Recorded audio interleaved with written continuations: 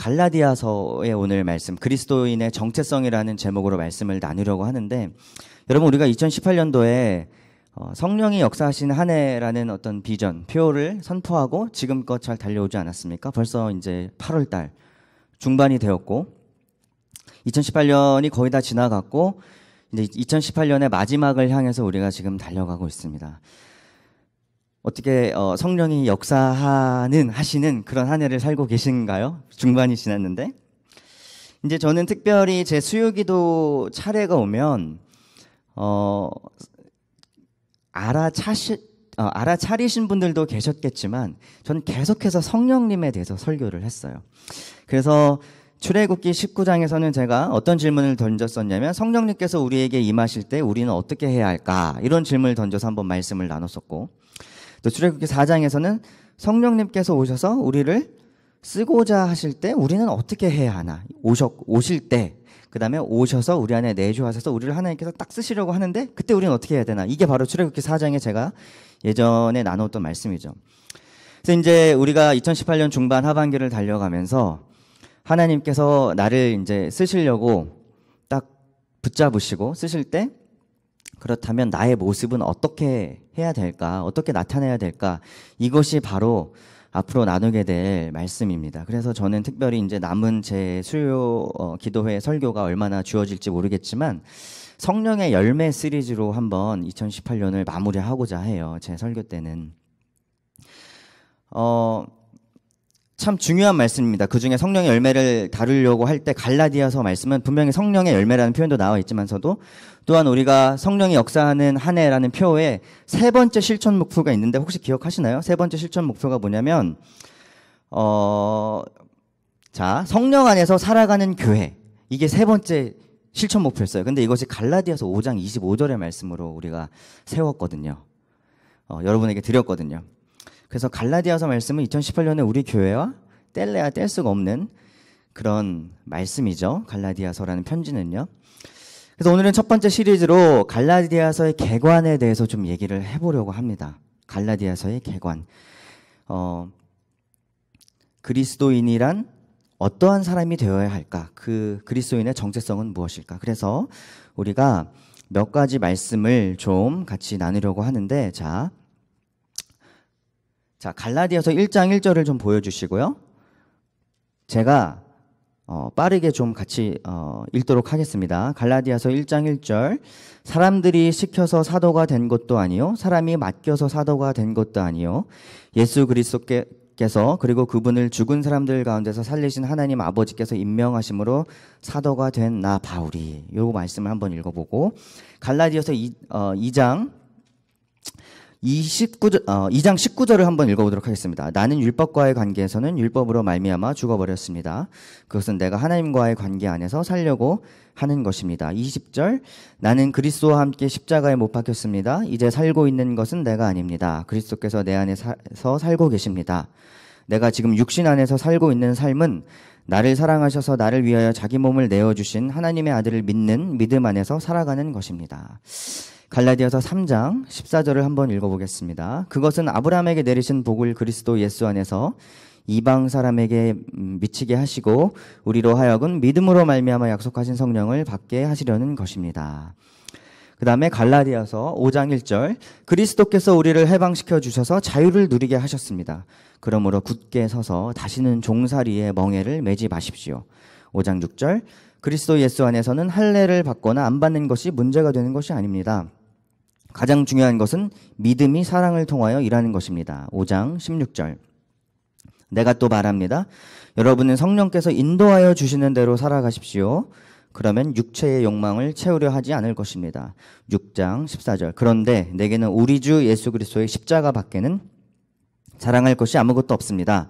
그리스도로 말미암아 내 쪽에서 보면 세상이 죽었고 세상 쪽에서 보면 내가 죽었습니다. 6장 17절. 이제부터는 아무도 나를 괴롭히지 마십시오. 나는 내 몸에 예수의 상처 자국을 지고 다닙니다. 라는 말씀. 좀 선별해서 읽었어요. 우리가 6장 전체를 다 읽을 시간이 없어서 제가 생각하기에 조금 중요하다고 생각되는 말씀을 좀 뽑아서 읽었는데, 이 말씀들을 제가 이제 지금 설교를 진행하면서 조금 더 같이 풀어봤으면 좋겠습니다. 그런데 이제 우리가 말씀들을 깊이 우리가 뛰어들어서 살펴보기 전에 이거를 알아야 돼요. 왜 갈라디아서가 쓰여졌을까? 이 편지가 왜 주어졌을까? 그러한 배경, 그 다음에 갈라디아 교회에 지금 무슨 상황이 일어나고 있어서 이 편지를 썼나? 이런 질문이 필요하겠죠. 갈라디아라는 지방은 로마가 다스리고 있던 소아시아의 어떤 중앙에 위치하고 있던 하나의 주입니다. 우리 텍사스 주처럼 하나의 주예요. 그 안에 여러 가지 이제 도시들도 있고 그랬었는데, 바울이 1차 선교 여행을 하면서 이 교회를 세웠습니다. 바울이 이 교회를 엄청 사랑했을 것 같아요. 엄청 고생하면서 이 교회를 세웠거든요. 그래서 사도행전 14장 11절을 보면 어떤 말씀이 있냐면, 바울이 갈라디아 지방에서 사역을 하다가 돌에 맞아가지고 거의 죽을 뻔했어요. 거기 어떤 식으로 표현이 됐냐면, 다윗이 돌에 맞아서 정신을 못 차리고 정신을 잃었다, 이런 표현까지 있거든요. 사도행전에 보면. 그 정도로 엄청나게 고생을 하면서 세운 교회가 바로 이 갈라디아 교회죠. 그런데 잘 선교여행을 마쳤는데 소식을 하나 받습니다. 이 교회로부터. 어떤 소식을 듣냐면, 이 교회에 문제가 생겼대요. 문제가 생겼는데 어떤 문제냐면, 거짓된 교사들, 이단들이 교회에 들어와가지고 교회를 막 분열시키고 막 어지럽히고 있는 거예요. 그러면서 이 사람들이 기본적으로 한 것이 뭐냐면, 거짓 교사들이 첫 번째로 바울의 사도권을 부정을 했습니다. 바울이 뭔데, 니네한테 그거 아무것도 아니야, 바울이 가르친 거. 뭐 이런 식으로 한 거죠. 바울이 뭘 가르쳤죠? 복음을 가르쳤는데, 그러니까 바울의 사도권을 부정하면서 복음을 이렇게 무시하고 유대인의 율법을 갖고 들어왔어요, 교회에. 그러면서 어떻게 얘기했냐면, 야, 니네 구원받으려면 할례를 받아야 돼. 구원받으려면 율법을 지켜야 돼. 막 이렇게 얘기하면서 막 교회를 어지럽힙니다. 막 어지럽혀요. 근데 이제 바울이 이런 소식을 들으니까 바울이 급박한 마음에 편지를 쓴 거죠. 그래서 갈라디아서를 잘 읽어보시면요, 바울의 이 급박한 마음이 막 잘 드러나요. 급박한 마음, 그리고 막 화가 난 것 같기도 하고 막 이렇습니다. 이 편지를 읽어보면. 예를 들면 갈라디아서 6장 11절에 바울이 이렇게 적어요. 보십시오, 내가 여러분에게 직접 이렇게 큰 글자로 적습니다. 자기가 직접 이렇게 적는데 이렇게 잘 보라고 내가 이렇게 적어주잖아. 막 이런 얘기도 하고, 또 보통 바울의 편지가 인사로 시작하죠. 바울의 편지가 인사로 시작하는데, 이 인사가 바울이 쓴 다른 편지와 다릅니다. 티피컬한 어떤 시작이 아니에요. 예를 들면 갈라디아서 바로 앞에 있는 고린도 교회에 쓴 편지 같은 경우에는 이렇게 씁니다. 하나님의 뜻으로 말미암아 그리스도의 사도된 바울과, 뭐 이렇게 그냥 평범하게 쓰는데, 여기서는 1장 1절, 사람들이 시켜서 된 것도 아니요, 사람들이 맡겨서 된 것도 아니요, 예수 그리스도, 그리고 그분을 죽은 사람들 가운데서 살리신 하나님 아버지께서 나를 임명하셨다. 이렇게 1장 1절이에요. 문제에 바로 뛰어들어가지고 자신의 사도권을 부정하는 사람들한테 이 이슈를 바로 오픈하죠, 바울이. 이렇게 바울이 어떤 격한 감정, 급한 감정, 그리고 이 문제가 얼마나 심각한가, 이거를 보여주고 있습니다. 이 교회에 있는 문제들이. 그래서 갈라디아서에서 바울이 기본적으로 하고 있는 얘기는 이거예요. 율법과 복음을 비교합니다. 율법과 복음의 차이점을, 대조를 또 설명합니다. 그래서 율법과 복음이라고 했죠. 그러니까 갈라디아서 이런 내용을 담고 있기 때문에 갈라디아서의 별명이 있어요. 갈라디아서 별명이 뭐냐면 소로마서예요. 소로마서. 로마서가 율법, 복음 이런 거에 대해서 되게 깊게 설명을 해주잖아요. 갈라디아서도 그것에 초점을 맞추고 있습니다. 그래서 바울이 이걸 편지를 어떤 식으로 쓰냐면, 처음에 인사를 해요. 인사를 하고 사람들을 계속 꾸짖습니다. 막 꾸짖어요. 니네 그렇게 살면 안 된다, 막 이러면서 니네 잘못하고 있다, 그러면서 막 꾸짖어요. 어디까지 꾸짖었냐면 4장 11절까지 꾸짖어요. 그 다음에 4장 12절에 이렇게 얘기해요. 형제자매 여러분, 내가 여러분과 같이 되었으니 여러분도 나와 같이 되기를 바랍니다. 여러분 나처럼 되세요. 이렇게 얘기해요. 4장 12절에 나처럼 되세요 얘기하고, 4장 13절부터 어떻게 얘기하냐면 어떻게 돼야 되는지 얘기를 해줘요. 나는 이런 사람이다, 나는 이것을 믿는 사람이다. 그래서 계속 꾸짖다가 나처럼 되시오, 그리고 이렇게 되세요. 이렇게 얘기를 합니다. 그리고 나서 어떻게 얘기하냐면 이렇게 되세요. 이렇게 얘기한 다음에 이렇게 된 사람은 이런 열매를 맺습니다. 하고 얘기하고 하는 게 바로 성령의 열매인 거예요. 전체적인 어떤 그림이 잡히시죠? 꾸짖고 나처럼 되라. 나처럼 되는 건 나는 이걸 믿는 사람이다. 나는 복음을 믿는 사람이다. 복음을 믿어라. 이렇게 하고 복음을 믿으면 성령의 열매를 맺는다. 이렇게 얘기를 해주는 거죠. 편지가 그렇게 흘러갑니다. 그러니까 우리가 이제 앞으로 성령의 열매에 대해서 다룰 거잖아요. 근데 성령의 열매에 대해서 알려면 바울이 얘기한 나와 같이 되라 라고 얘기한 이게 어떤 사람인지 알아야 된다는 거죠. 그래서 우리가 오늘 첫 번째로 그리스도의 정체성에 대해서 그래서 얘기를 하려고 하는 겁니다. 아시겠죠? 그리스도의 정체성에 대해서 얘기를 하려는 이유가 거기에 있습니다. 그래서 첫 번째로 여러분, 그리스도인의 정체성은 뭐냐면 그리스도의 십자가가 정체성인 사람이에요. 다시 한번 말씀드릴게요. 그리스도의 십자가가 정체성인 사람. 2장 20절을 한번 다 같이, 그리고 6장 14절을 다 같이 읽어보도록 하겠습니다. 시작. 나는 그리스도와 함께 십자가에 못 박혔습니다. 이제 살고 있는 것은 내가 아닙니다. 그리스도께서 내 안에서 살고 계십니다. 내가 지금 육신 안에서 살고 있는 삶은 나를 사랑하셔서 나를 위하여 자기 몸을 내어주신 하나님의 아들을 믿는 믿음 안에서 살아가는 것입니다. 6장 14절. 자, 시작. 그런데 내게는 우리 주 예수 그리스도의 십자가 밖에는 자랑할 것이 아무것도 없습니다. 그리스도로 말미암아 내 쪽에서 보면 세상이 죽었고 세상 쪽에서 보면 내가 죽었습니다. 자, 특별히 2장 20절을 잘 하시는 말씀이죠. 아마 우리 앉아 계신 분들은 개역 개정으로 많이 외우셨지 않을까 이런 생각이 듭니다. 이 2장 20절이 얼마나 중요하냐면 우리 아이들이나 유스 어린이 친구들이 수련회에 가가지고 이 말씀을 못 외우면 밥을 못 먹는 말씀 중에 하나가 바로 갈라디아서 2장 20절입니다. 그 정도로 중요한 말씀이죠. 외우셔야 돼요. 여러분도 외우기를 권면을 드립니다. 자, 그런데 이 2장 20절 전에 19절을 보면은 이렇게 나와요. 바울이 이렇게 해요. 나는 율법과의 관계에서는 율법으로 말미암아 죽어버렸습니다. 그것은 내가 하나님과의 관계 안에서 살려고 하는 것입니다. 그래서 19절에서 바울이 어떻게 하냐면 자기는 율법 때문에 자신이 죽었다고 얘기를 해요. 그리고 하나님에 대해서 하나님과의 그 관계 안에서는 나는 살았다고 얘기를 해요. 율법에 죽었고 율법 때문에 죽을 수밖에 없었지만 하나님의 관계 때문에 내가 살았다. 그러면서 그 다음에 얘기하는 게 20절이잖아요. 20절에 뭘 얘기를 하죠? 십자가를 얘기하잖아요. 십자가에서 이루신 예수님의 사역. 내가 예수님 안에 산다. 자, 무슨 얘기입니까?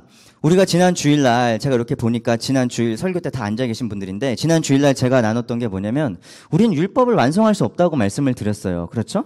그래서 어떻게 해야 된다고요? 예수님께서 십자가에서 그 율법을 완성하셨기 때문에 그 완성하신 예수님의 사역, 십자가의 사역, 구원의 사역을 믿으면 우리도 율법을 완성할 수 있다고 그렇게 말씀을 드렸죠. 며칠 안 지났잖아요. 기억하시죠? 자, 그래서 오늘 말씀에서 바울은 예수님을 20절에 믿는 믿음 안에서 산다고 하는데 여러분 이것이 무슨 얘기일까요? 믿는 믿음 안에서 산다는 것. 우리가 예수님께서 십자가에서 율법을 이루셨고 우리는 그것을 믿어요. 그것을 믿는다는 얘기는 내가 예수님을 영접하고 성령님을 내 안에 모신다는 얘기죠. 그렇죠? 자, 그렇다면 우리는 하나님의 말씀, 예수님의 말씀, 성령님의 인도하심을 따라서 살아가는 사람, 그리고 예수님의 형상을 더욱더 닮아가는 사람이 된다는 것입니다. 예수님을 믿는 믿음 안에서 산다는 것은 예수님의 사역을 믿고 성령님의 말씀에 순종하여서 성령님의 인도하심을 따라 살아가며 예수님의 형상을 더욱더 닮아간다는 얘기예요. 근데 지금 보시면 갈라디아 교회는 어떠한 상황이죠?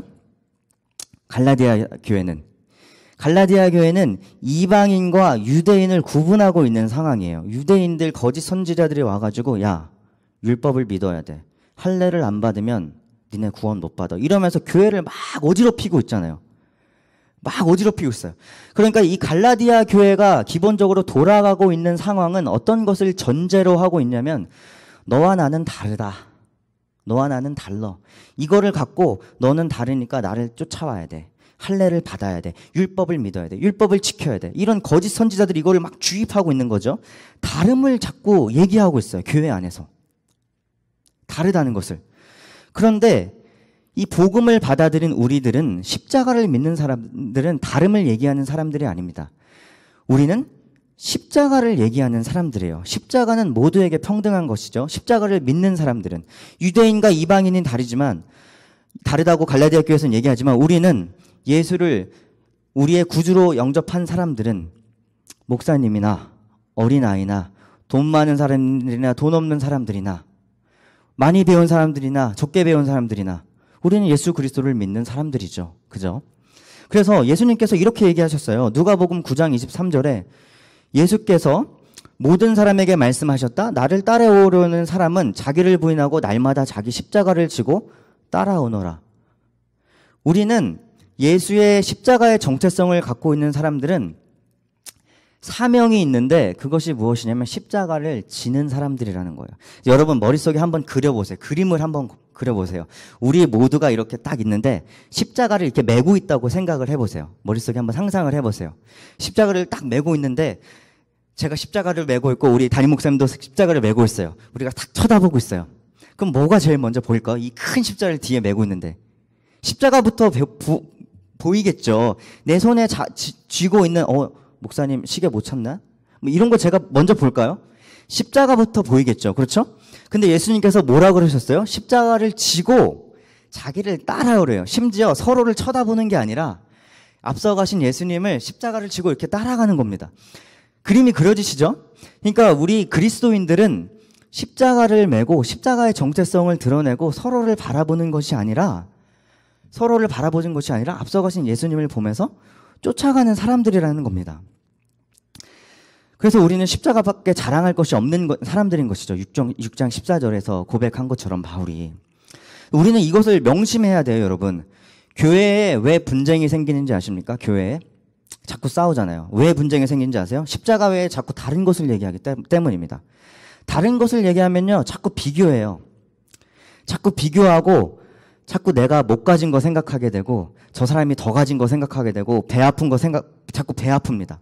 그래서 생각을 해보세요. 사회에 나가면 사람들은 자기랑 비슷한 사람들을 만납니다. 그렇죠?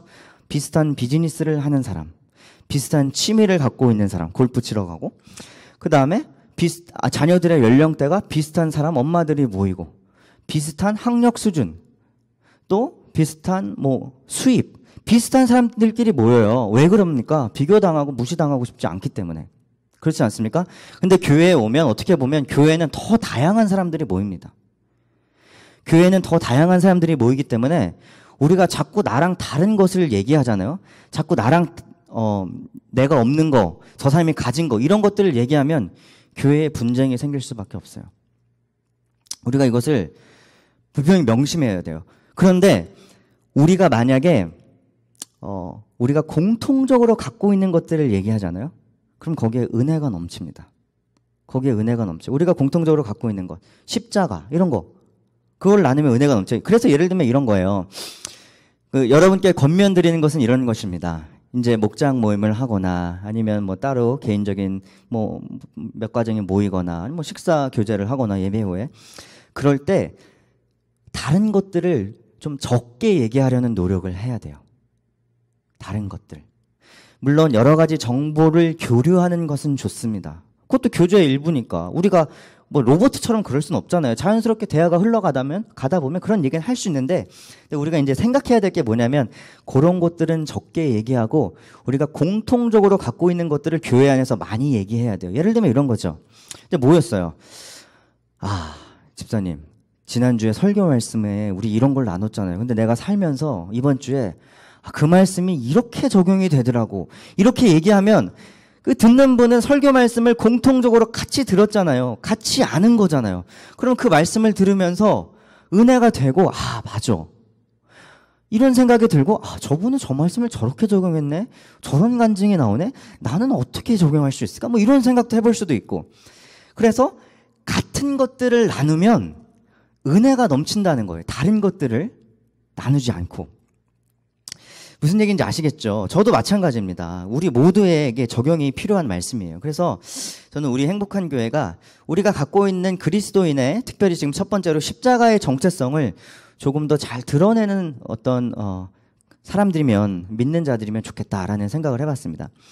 여러분, 제가 그림을 하나 보여드릴게요. 사진에 저걸 한번 보여드릴게요. 저게 제 둘째 아들이 그린 그림이에요. 저게 어떤 그림이냐면, 우리가 이제 유스 청년 수련회 가가지고 담임 목사님께서 저녁 때 그 말씀을 전하시는데 이 녀석이 시크하게 뒤에 나오더니 색연필을 갖고 저거를 막 그렸어요. 담임 목사님 말씀 전하시는데. 그러더니 나한테 툭 던지고 가요. 아빠 가져. 그러고 가는 거예요. 그리고 제가 이렇게 받았는데 제가 저 그림을 싹 보면서 생각을 좀 많이 했어요. 많이 하면서 얘가 왜 갑자기 교회를 그렸지? 평소에 교회를 한 번도 그리는 놈도 아닌데 교회를 그렸을까 하면서, 그래도 제 아들이니까 어떤 의미가 있을까 이런 생각을 해봤어요. 근데 어떤 의미를 두고 그리진 않았겠죠. 근데 제가 이 그림을 보고 깨달은 것이 있습니다. 그리고 제가 SNS에 올렸어요. 그래서 한번 제가 읽어드릴 테니까 제 해석이 맞는지 어떠한지 한번 들어보세요. 여러분, 꿈보다 해몽입니다. 자, 이 그림을 보면 첫째로 십자가의 크기로 볼 때 예수님의 십자가가 세상에 크게 드러나는 교회. 아니, 건물에 저렇게 큰 십자가 있으면 무너질 것 같은데 십자가가 엄청 큽니다. 그렇죠? 십자가를 엄청 크게 그렸어요. 십자가가 세상에 드러나는 교회. 그게 제 해석이에요. 둘째, 교회 꼭대기의 십자가가 건물에 다시 보인 것으로, 비친 것으로 보아 십자가의 정체성은 단지 밖으로 보여지는 것이 아니라 교회 안으로부터의 고백으로 나타나는 것을 믿는 교회. 그럴듯합니까? 안에 십자가가 있죠. 그렇죠? 십자가의 고백은 우리가 꾸민다고 겉으로 그냥 십자가 하나 단다고 나는 것이 아니라 우리 믿는 사람들이, 우리가 지금 십자가의 정체성을 얘기했듯이 십자가의 고백이 안으로부터 나와야 된다는 거예요. 세 번째, 세계의 다양함이 규칙과 절제를 통해 드러나듯 다양성이 인정되나 진리로 하나 되는 교회. 별의별 색을 다 갖다 썼습니다, 여러분. 그렇죠? 근데 십자가도 보이고 창문도 있고 건물도 그렇고, 그러니까 다양성이 있는데 그래도 딱 갖춰져 보여요. 교회처럼 딱 보면 교회인 것 같잖아요. 그래서 제가 저걸 보면서 교회에 참 많은 다양성이 있지만 저런 질서가 필요하구나, 이런 생각을 했습니다. 여러분, 괜찮은 의미 부여를 했습니까? 제가 그래서 우리 애들이 그림을 많이 그리는데 하도 많이 그려서 보통 이렇게 모아다가 딴 데 치웠는데 저거는 냉장고에 붙여놨어요. 여러분, 모르겠습니다. 저게 어떤 의미로 저에게, 왜 갑자기 이 설교를 준비하는데 저 그림이 저에게 다가왔는지는 모르겠지만, 어쩌면 저것도 하나님의 저에게 주신 메시지가 아닐까, 이런 생각이 들었어요. 말씀을 준비하면서. 교회는 십자가의 정체성이 안으로부터 나와서 밖으로부터 사람들이 크게 볼 수 있는, 하지만 그 안에서 로봇같이 획일화된 것이 아니라 각자의 다양성을 인정해주면서 질서를 세워가는 것이 바로 교회라는 것입니다. 그리고 그것을 나타내는 우리가 바로 십자가의 정체성을 가진 그리스도인이라는 것이죠. 두 번째로는 십자가의 정체성을 갖는다. 그렇다면 그 안에 내포되어 있는 그 에센스가 뭘까요? 그 엑기스가 뭘까요? 그 중요한 것, 쫙 십자가의 정체성을 쫙 짜낸다면 뭐가 뚝 떨어질까요? 방울로. 그것은 바로 참 자유와 사랑입니다. 그 십자가의 정체성을 갖고 있는 사람은 그 안에 어떤 것이 있냐면 그리스도 안에서 자유를 얻어서 종의 멍에를 벗고 사랑으로 연합하는 사람입니다. 그리스도 안에서 자유를 얻어서 종의 멍에를 벗고 사랑으로 연합하는 사람입니다. 참 자유와 사랑을 누리는 사람이다. 말씀을 한번 같이 읽어볼까요? 갈라디아서 5장 1절, 그 다음에 5장 6절 읽어보도록 하겠습니다. 그 다음에 5장 16절까지. 자, 준비, 시작. 그리스도께서 우리를 해방시켜 주셔서 자유를 누리게 하셨습니다. 그러므로 굳게 서서 다시는 종살이의 멍에를 매지 마십시오. 자, 5장 6절 시작. 그리스도 예수 안에서는 할례를 받거나 안 받는 것이 문제가 되는 것이 아닙니다. 가장 중요한 것은 믿음이 사랑을 통하여 일하는 것입니다. 자, 5장 16절 시작. 내가 또 말합니다. 여러분은 성령께서 인도하여 주시는 대로 살아가십시오. 그러면 육체의 욕망을 채우려 하지 않을 것입니다. 자, 여러분 특별히 이제 우리가 5장 1절부터 읽었는데 5장 1절을 보면 바울이 이렇게 얘기해요. 해방되래요. 종살이의 멍에를 매지 말래요. 바울이. 율법에 매이지 말라는 거죠. 주일날 설계도 제가 말씀드렸잖아요. 이스라엘 백성이 율법에 매여서 율법의 부담을 갖고 결국에는 실패해버렸다고. 지금 얘기하잖아요. 바울이 갈라디아서. 율법의 멍에를 매지 말래요. 종살이의 멍에를 율법의 종이 되지 말래요. 그것은 무슨 얘기입니까? 그리스도께서 우리가 그리스도를 받아들이고 성령을 받아들이면 우리는 자유할 특권이 있다는 거예요. 그 자유는 우리의 권리라는 거예요. 그럼 여러분 누려야죠. 그런데 1절에서 바울이 얘기하고 있는 것이 뭐냐면 해방시켜 주셨잖아요. 자유가 있잖아요. 자유를 누리게 해주셨잖아요. 우리의 특권과 권리잖아요. 다시는 종살이의 멍에를 매지 마십시오. 자유를 잘 사용하래요. 자유를 잘 사용하라고 합니다. 이 갈라디아 교회는 열심히 있는 교회였어요. 열심으로 예수님 그 교회를 이단이 들어왔으니까 예수님을 섬긴다고 하기엔 지금 상황은 좀 그렇지만 어쨌든 열심으로 교회를 그래도 잘 운영하고 잘 모이던 그런 사람들이었어요. 그래서 5장 7절에 바울도 알아요. 이렇게 얘기합니다. 여러분은 지금까지 잘 달려왔습니다. 이렇게 얘기하죠. 5장 7절에. 문제는 자유를 잘못 사용하고 있다는 거예요. 여러분 자유를 잘못 사용하면 예수님께서 우리한테 주신 자유를 잘못 사용하면 독이 됩니다. 독이 돼요. 그래서 우리는 자유를 잘 사용하면 유대인들처럼 아둥바둥할 그럴 이유가 없죠. 지금 이스라엘 가면 유대인들 어떻게 하죠? 유대교를 믿는 사람들 안식일이 되면 엘리베이터 2개가 하나는 홀수증, 하나는 짝수증 자동으로 쓰죠. 왜? 버튼 누르는 게 일이니까. 안식일에는 일하지 말라 그랬잖아요. 그러니까 엘리베이터가 하나는 홀수증에 땅 누르지 않으면 무조건 쓰는 거예요. 짝수증에 쓰고. 이걸 일이라고 생각하니 우리는 그런 걸 보면 진짜 말도 안 된다 이런 생각이 들잖아요. 그렇죠? 저렇게까지 살아야 되나? 이런 생각이 들잖아요. 근데 그 사람들은 그렇게 산다니까요. 그런데 우리가 생각해 봐야 될 게 뭐냐면 나는 저렇게까지는 안 와도 내가 만들어낸 우리 교회가 만들어낸 율법주의는 없나 이런 생각을 해봐야 된다는 거예요. 예를 들면 이런 겁니다. 우리가 잘 깨닫지 못하지만 이런 것도 적용이 돼요. 주일날이 됐습니다. 근데 나의 마음이 주일날이 됐으니까 난 너무 예배가 드리고 싶어. 너무 가가지고 찬양이 너무 하고 싶어 못 참겠다. 이래서 교회를 오십니까? 아니면은 너무 피곤한데 주일이니까 가야지. 성경에 교회 가라 그랬으니까 주일날은 예배 드리라고 했으니까 가야지. 이런 마음으로 오십니까? 누구를 섬기는데 내 이웃을 내 몸과 같이 사랑하라 그랬으니까 그래 진짜 내가 예수님을 마음 갖고 사랑하면서 섬겨야지 이러고 섬기십니까? 아니면은 저 사람 섬기는 게 내 일이지 이러면서 섬기십니까? 헌금을 할 때도 11조를 할 때도 이건 정말 하나님께서 나에게 주신 것이지 이건 다 하나님 것인데 나한테 이렇게 정말 충만하게 주셨네. 내가 그렇게 정말 재벌과 같이 부자로 살진 못하지만 하나님께서 나를 먹여주시고 재워주시니 나 얼마나 행복하나. 하나님 많지는 않지만 받으세요. 이렇게 헌금하시니까 말씀에 11조 안 하면 벌 받는다 그랬는데 나 저번 달에 11조 안 해가지고 스피딩 티켓 뜯긴 것 같아. 11조 해야 되겠다. 이래서 11조를 하십니까? 여러분 이런 것들이 나를 가다놓고 있는 어떤 일종의 율법 같은 거죠.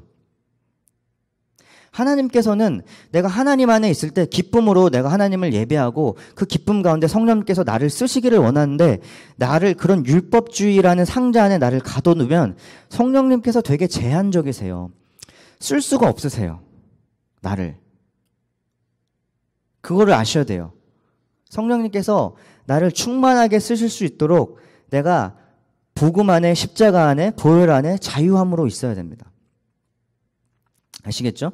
언젠가 제가 운전을 하다가 라디오에서 어떤 말을 들었어요. 성경에 나오는 얘기는 아닌데 저 말이 진짜 좋은 말이다. 진짜 괜찮다. 그리고 신호대기를 할 때 제가 막 적었어요. 한번 제가 읽어드릴게요. 자, legalism says Legalism says, if you love God, God will change you. 율법주의는 말하기를 당신이 하나님을 사랑한다면 하나님은 당신을 바꾸실 것입니다. 다시 한번 읽어드릴 테니까 한번 생각해 보세요. 율법주의는 말하기를 당신이 하나님을 사랑한다면 하나님은 당신을 바꾸실 것입니다. 그런데 복음은 이렇게 얘기해요. Gospel says, God will change you so that you could love God. 복음은 말하기를 당신이 하나님을 사랑할 수 있게 하나님은 당신을 바꾸실 것입니다. 얼마나 큰 차이가 있는지 아세요? 여러분 율법주의에 빠지면요 이런 거예요. 그러니까 교회가 힘들어요. 율법주의에 빠지면 교회가 지치고 힘듭니다. 왜냐하면 그게 내 일이거든요. 하나님의 일이 아니고. 근데 교회에서 사역하고 식당 봉사하고 뭐 조그만 일을 어떤 봉사를 하든지 그게 내 일이 아니고 하나님의 일이라는 생각이 들잖아요. 그러면 하나님이 나를 통해서 일하십니다. 그래서 그렇게 힘들지 않아요. 몸이 지치고 그렇게 되죠. 왜 일하고 뭐 요리하고 그럼 안 지치면 그건 로봇이죠. 사람인데 지치죠. 지치고 피곤하기도 하겠지만 제가 말씀드리고 싶은 거는 마음이 막 힘들고 막 사람이 싫어지고 교회에 가기 싫어지고 이러지 않는다는 거예요. 여러분 얼마나 억울합니까? 교회 일까지 힘들어지면. 안 믿는 사람들은 주말에 낮잠이라도 더 자는데 나는 주일날 와가지고 식당 봉사하고 예배드리고 앉아있고 막 너무 졸린데 막 정신 바짝바짝 이래가지고 막 설교 들어야 되고 억울하지 않습니까? 저 같은 사역자는 여기 와서 사역하고 파트타임이라도 뭐 이렇게 페이도 받고 이러지만 여러분은 뭐예요? 그쵸? 교회 사역이 나의 일이 되면 안 되는 거예요. 교회 예배가 나의 일이 되면 안 된다는 거예요. 저는 어떻게 적용하는지 아세요? 논문을 쓰는데 너무 힘들어. 교수님이 왜 자꾸 이걸 위잭을 할까? 나 지금 벌써 12번 냈는데 오늘 냈습니다. 12번째. 너무 힘들다. 막 이러고 있어요. 뭐 저도 사람인데 업앤다운이 있죠. 저희 어머니가 기도를 저를 위해서 많이 하시는데 가끔 이렇게 통화를 하면 기도를 많이 해주시니까 저한테 그래요.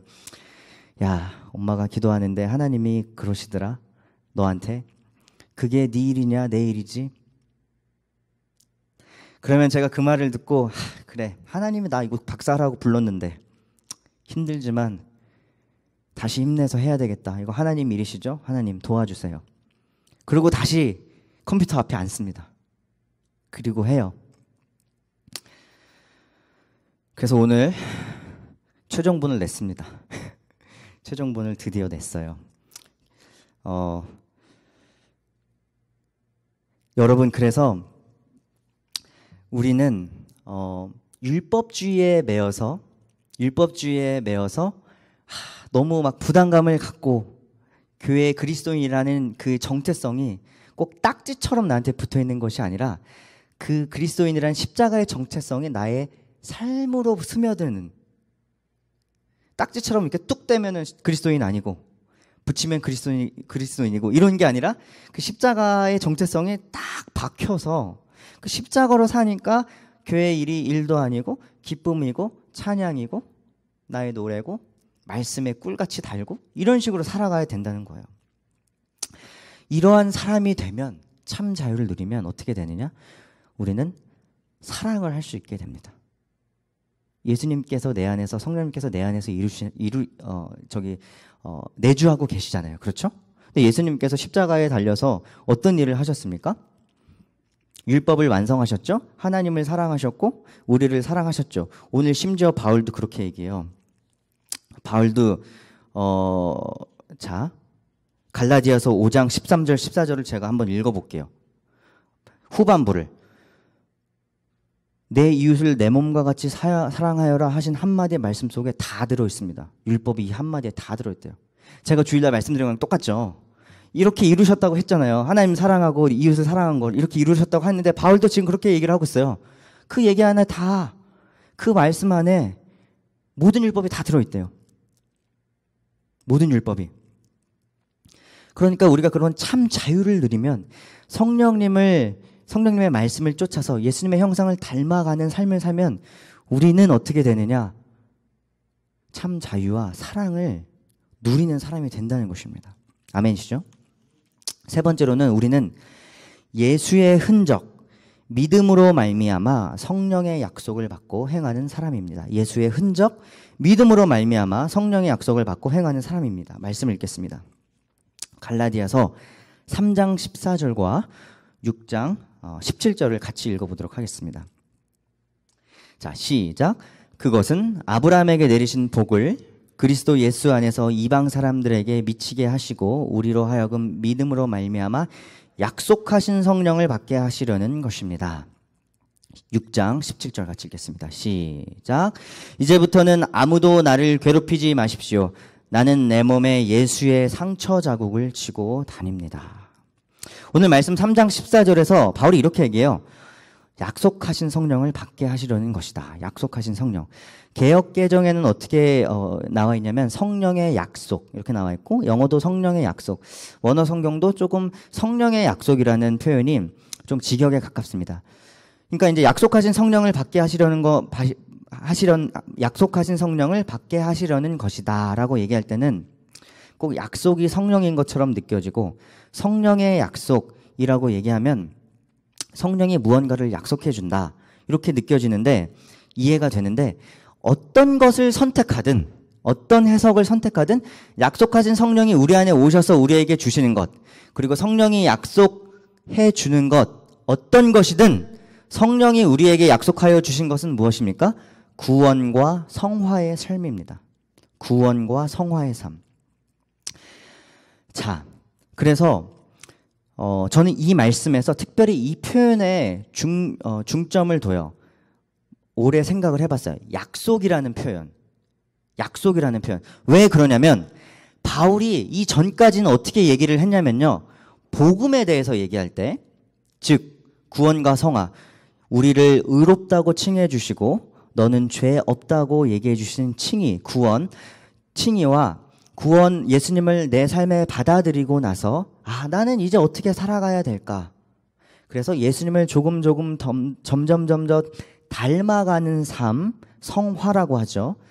이 두 가지를 얘기할 때 바울은 이 복음을 얘기할 때 바울은 어떻게 얘기했냐면 축복 또는 굿뉴스 이렇게 얘기를 했어요.